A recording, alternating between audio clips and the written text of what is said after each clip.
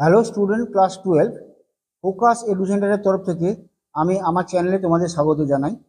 আমি তোমাদের ক্লাসের সিলেবাস অনুযায়ী যে সমস্ত ইংরাজির প্রোজ এবং পোয়েট্রি আছে এবং যেগুলো তোমার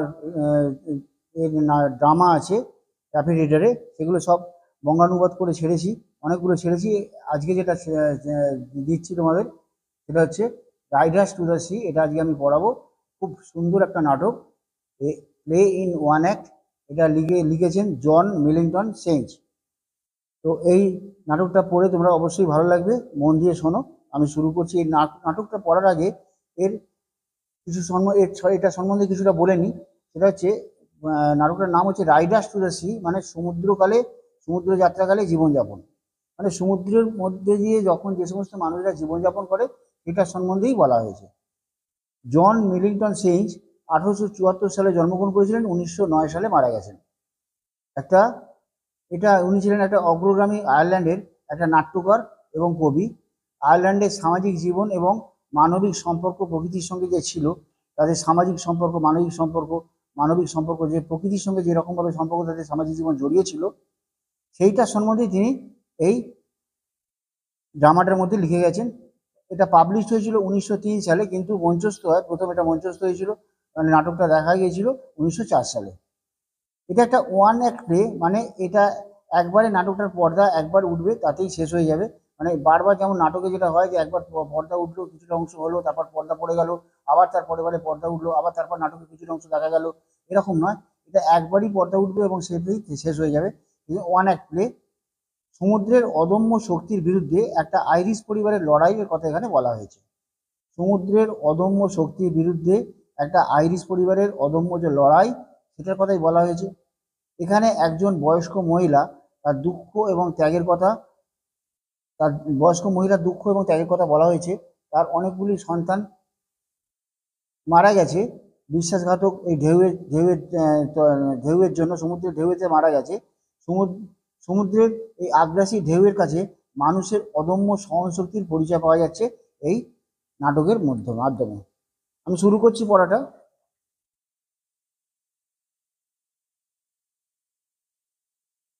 শোনো, আমি পার্ট ওয়ানটা গিয়ে পড়াবো। পার্ট ওয়ান মানে এর প্রথম অংশটা পড়াবো। এটা অনেক বড় একটা নাটক, তার জন্য এটাকে অনেকগুলো পার্টে পড়াতে হবে। এটা প্রথম পার্টটা আমি শুরু করছি।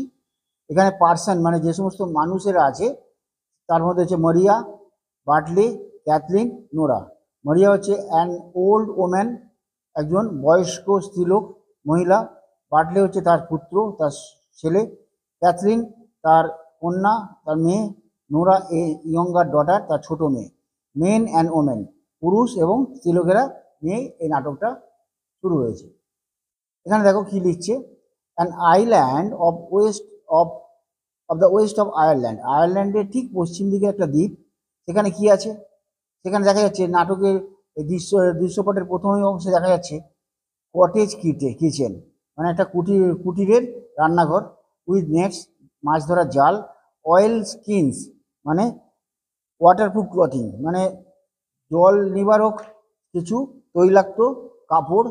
স্পিনিং হুইল, চরকা।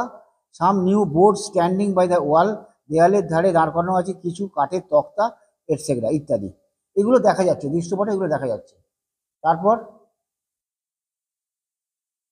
Catherine, a girl of about 20, একটা মেয়ে যার বয়স প্রায় 20 বছর, ফিনিশেস নেডিং কেক, সে কেক তৈরি করার মিশ্রণটা বানাচ্ছিল।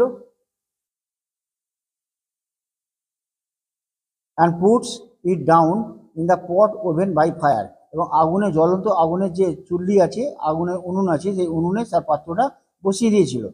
দেন wipes her hands and begins to spin at the wheel, তারপর সে চরকার কী করছিল, হাতলটা ঘুরিয়ে ঘুরিয়ে এটাকে তৈরি করছিল। Nora, a young girl, puts her head in at the door, Nora একটা কম বয়সী মেয়ে, সে পুটস হার হেড ইন, সে মুখটা বাড়িয়ে উঁকি মারছিল, ইন দ্য ডোর, দরজা দিয়ে মুখটা বাড়িয়ে উঁকি মারছিল। এবার দেখো কথাবার্তা শুরু হলো। নোরা কি বলছে দেখো। নোরা ইন লো ভয়েস, আস্তে আস্তে খুব নিচু স্বরে বলছে, হোয়ার ইজ সি, উনি কোথায়, সে কোথায় জিজ্ঞেস করলো। ক্যাথরিন বলছে, তার মানে এটা কার কথা বলছে? এটা ওল্ড ওম্যান মরিয়ার কথা বলছে। ক্যাথরিন বলল, she is lying down, God help her and may be sleeping if she is able. বলছে যে সে তো শুয়ে রয়েছে, ভগবান মঙ্গল করুক, ভগবান যেন করে যে তার যেন ঘুমটা ভালো হয়, যদি সে সক্ষম হয় সে যেন ঘুমোতে পারে অন্তত কমসে কম। নোরা কামস ইন সফটলি, আস্তে আস্তে নোরা ভেতরে এলো and takes a bundle from her shawl, এবং তার শালের নিচে থেকে একটা পুঁটলি বার করলো। Kathleen spinning the wheel rapidly, Kathleen কি করছিল? এই চরকার চাকাটা খুব জোরে জোরে ঘোরাচ্ছিল। What is it you have, তোমার এর মধ্যে কি আছে, এই পুঁটলির মধ্যে তোমার কি আছে? Nora, the youngest priest is after bringing them, ওই যুবক যে ধর্মযাজক আছে, পুরোহিত আছে, সে এটা এনে দিয়েছে। It is a shirt and a plain stocking were got off a drowned man in Donegal, ডোনাগলে ভেসে যাওয়া একটা মানুষের থেকে পাওয়া, মৃতদেহ থেকে পাওয়া এটা একটা জামা আর একটা সাদামাটা মোজা, এটা এ করেছে ইয়ংগেস্ট প্রাইজ এনে দিয়েছে। Kathleen stops her wheel with a sudden movement and leans out to listen, Kathleen সঙ্গে সঙ্গে তৎক্ষণাৎ কী করলো, তার চরকা ঘোরানোর চাকাটা বন্ধ করে দিল and leans out to listen, এবং ঝুঁকে পড়ে শুনতে লাগলো যে কী বলছে। নোরা তারপর শুরু করলো, we are to find out if it is Michael's, আমরা খুঁজে বেড়াচ্ছি যদি এটা মাইকেলের হয়, সেই জন্যই। They are sometime her self will be down looking by the sea, যদি এগুলো মাইকেলের হয় সেই জন্যই আমরা খুঁজে বেড়াচ্ছি। আর কখনো কখনো দেখা যাচ্ছে তাকে যে he will looking down by the sea, সমুদ্রের ধারে বসে সমুদ্রের দিকে তাকিয়ে থাকতো। Cathleen, how would you they be Michael's, এগুলো মাইকেলের কি করে হতে পারে Nora? How would you how would he go to the length of that way to the far north, ওরকম উত্তর দিকে সুদূর প্রসারিত রাস্তায় সে কি করে যাবে? Nora, the young priest says that he is known the like of it, এই যুবক যে পুরোহিত বা ধর্মযাজক সে বলেছে এরকমটা হতেই পারে। If it is Michael's there, যদি এগুলো মাইকেলের হয়, সে বলেছিল, you can tell herself he is got a clean burial by the grace of God, তাহলে ভগবানের অশেষ দয়ায় সে একটা সুন্দর সমাধিপ্রাপ্তি পেয়েছে, এটা তাকে বলে দিও, মানে ওই বয়স্ক মহিলা মরিয়াকে বলে দিও। And if they are not his, যদি এগুলো তার না হয়, let no one to say a word about them, তাহলে কারুর কোনো কথা বলার দরকার নেই। For she shall be getting her death, কারণ সে নিজের মৃত্যু নিজেই ডেকে আনবে। এ কথা সে বললো উইথ ক্রাইং অ্যান্ড ল্যামেন্টিং, কাঁদতে কাঁদতে আর অনুতাপ করতে করতে এই পুরোহিতটা বলল, মানে বলল কি, যে ভগবানের দয়া যদি থাকে সে তাহলে মারা গেছে, তার সমাধিপ্রাপ্ত হয়েছে, এটাই এটাই সম্ভাবনা রয়েছে বিপুলভাবে। আর যদি তা না হয় তাহলে তোমরা একটা কথা বলো না, কারণ ওই মহিলা নিজেই নিজের মৃত্যু ডেকে আনবে। সে বলল উইথ ক্রাইং অ্যান্ড ল্যামেন্টিং, কাঁদতে কাঁদতে আর অনুতাপ করতে করতে। The door which Nora half close is blown open by a gust of wind, যে দরজাটা নোরা অর্ধেকটা বন্ধ রেখেছিল সেটা এখন একটা দমকা হাওয়ায় খুলে গেল। ক্যাথরিন এবার কি বলছে দেখো, ক্যাথরিন কি করলো দেখো, লুকিং আউট অ্যাংজিয়াসলি, খুব ভীত সন্ত্রস্তভাবে বাইরের দিকে তাকিয়ে জিজ্ঞাসা করছে, did you ask him would he stop Bartley going this day with the horses to the Galway fair, তুমি কি তাকে জিজ্ঞাসা করবে, সে বারণ করবে কিনা বার্ডলেকে যে আজকের এই দিনে এই গ্যালোয়ের যে মেলা, সেই মেলায় ঘোড়া নিয়ে যাবে, যাতে না যায় সেই জন্য বার্ডলেকে সে বারণ করবে কিনা, সেই কথাটা কি তুমি জিজ্ঞাসা করবে? তাকে জিজ্ঞেস করলো, এটা নোরাকে ক্যাথরিন বললো। নোরা কি বলছে শোনো উত্তরে, I would not stop him, আমি তো তাকে থামাতে পারবো না, কারণ সে বলে, but let you not be afraid, কিন্তু সে বলে যে ভয় পেও না। Herself does be saying prayers half through the night, herself does be saying prayers half through the night, মানে আধা রাত্রি, মানে রাত্রির অর্ধেকটাই সে কি করেছে, তার প্রার্থনা করেছে। সেইং প্রেয়ার্স, জীবনে প্রার্থনা করেছে, খুব সুন্দরভাবে জীবনের আশায় সে প্রার্থনা করেছে। And the almighty God would not leave her destitute, এবং সর্বময় ক্ষমতার ভগবান, সর্বশক্তিমান ভগবান নিশ্চয়ই তার এতটা ক্ষতি করবেন না, তাকে সর্বশান্ত করবেন না। সে বলল, আর উইথ নো সন লিভিং, যাতে তার কোনো সন্তানই না বেঁচে থাকে, সেই জন্য তার সর্বশক্তিমান ভগবান নিশ্চয়ই এত বড় ক্ষতি তার করবেন না। তার মানে হচ্ছে তার একটা ছেলে মাইকেল, এখানে পরে বুঝতে পারবে যে মাইকেল গেছে, কি পাওয়া যাবে কি পাওয়া যাবে না সে নিয়ে আমরা তারা অনিশ্চিত, কিন্তু তার যে আরেকটা ভাই বার্ডলে, যে সে ঘোড়া বিক্রি করতে, সে যে আবার অনেক দূরে চলে যাবে, নৌযাত্রা করবে, সমুদ্র তরণ করবে, সেখানে নিশ্চয়ই ভগবান এতটা নির্দয় হবে না যে তার সেই পুত্রটাকেও কেড়ে নেবে। এটাই তারা বলছে, কারণ তিনি বৃদ্ধ মহিলা সারা রাত্রির অর্ধেকটাই তিনি কি করেছেন, তিনি ভগবানের কাছে প্রার্থনা করেছেন। Catherine, is the sea bad by the white rocks? Nora তুমি বলো তো, ওই সাদা পাথরের ওখানে কি সমুদ্রটার খুব অবস্থা খারাপ হয়ে গেছে? নোরা, মিডলিং ব্যাড, তাই তো মনে হচ্ছে, একটু তো খারাপ হয়েছেই, মোটামুটি খারাপ হয়েছে। গড হেল্প আস, ভগবান আমাদের সাহায্য করবেন। There is a great roaring in the west, ওই পশ্চিম দিকে একটা গর্জন শুরু হয়েছে। And it is worse it will be getting while the tide turn into the wind, যখন এই ঢেউটা আবার তার সঙ্গে ঝড়ও এসে যাবে, তখন এটার অবস্থা আরও খারাপ হয়ে যাবে। C goes over the table with the bundle, ওই পুঁটলিটা নিয়ে সে টেবিলের কাছে গেল। শ্যালাই ওপেন ইট, আমি কি এটা খুলবো, জিজ্ঞাসা করছেন ওটা। ক্যাথরিন তারপর কি বললো, maybe she would wake up on us, আমাদের মধ্যে, এর মধ্যে হয়তো সে জেগে উঠতে পারে, মানে ওই বয়স্ক মহিলার কথা বলছে। And come in before we are done, এবং আমাদের কাজ সারার আগেই হয়তো ভেতরে চলে আসতে পারে। কামিং টু দিস টেবিলের দিকে আস্তে আস্তে সে কথা বললো। ইট ইজ লং টাইম, হ্যাঁ, এটার জন্য অনেকটা সময় দরকার। We will be at the end the two of our us crying, কেননা আমাদের এখন দুজনকেই কাঁদতে হবে।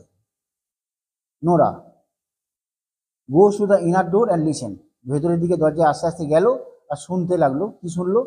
She is moving about on the bed, সে বিছানার উপর তো নড়াচড়া করছে।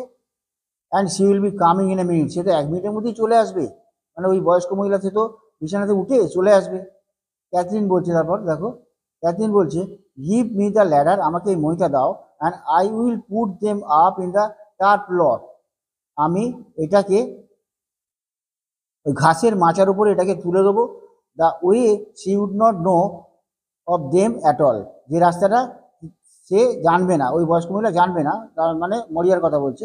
And maybe when the tide turns she will be going down to see would be floating from the east, এবং যখন দেখা যাবে কি, she would not know of them, সেটা জানবে না। অ্যান্ড মেবি হোয়েন, এটাও হতে পারে যে যখন টাইড মানে জোয়ার আসবে, তখন তিনি সমুদ্রের দিকে চলে যাবেন, ওই দিক থেকে, পূর্ব দিক থেকে কোনো দেহ ভেসে আসছে কিনা সেটা দেখার জন্য, মানে সে ভেসে আসছে কিনা, সে বলতে তার ছেলে মাইকেল ভেসে আসছে কিনা সেটা দেখার জন্য সে হয়তো সমুদ্রের পাড়ে চলে যাবে। তারপরে দেখো, they put the ladder against the gable of the chimney, চিমনির ধারে টেবিলের কাছে ল্যাডারটাকে তারা রাখলো। Catherine goes up a few steps and hides the bundle in the turf লক, এই ঘাসের তারা তাকটার উপরে তারা কি করলো, ঘাস ওই কয়েক ধাপ উঠে ক্যাথরিন সেটাকে রেখে দিল। মারিয়া comes from the inner room, মারিয়া ভেতরের ঘর থেকে এসে এলো, সেই সময় মারিয়া ভেতরের ঘর থেকে এলো। Maurya looking up Catherine and speaking querulously, মানে খুব অভিযোগের সুরে ক্যাথরিনের দিকে তাকিয়ে বলল, is it not it turf enough you have for this day and evening, সন্ধেবেলার এবং দিনের বেলার জন্য কি ঘাসের চাবড়া যথেষ্ট পরিমাণে নেই? এটা জিজ্ঞেস করলো, ঘাসের চাবড়া সকালে এবং সন্ধ্যের জন্য কি যথেষ্ট পরিমাণে নেই? কারণ এটা দিয়ে তারা জ্বালছে, জ্বলন হিসেবে কাজে লাগছে। Catherine, there is a cake baking at the fire for a short space, অল্প সময়ের জন্য খুব তাড়াতাড়ি একটা কেক রান্না করা হচ্ছে।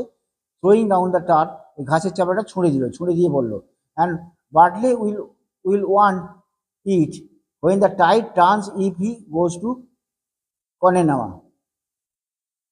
কনেমারা।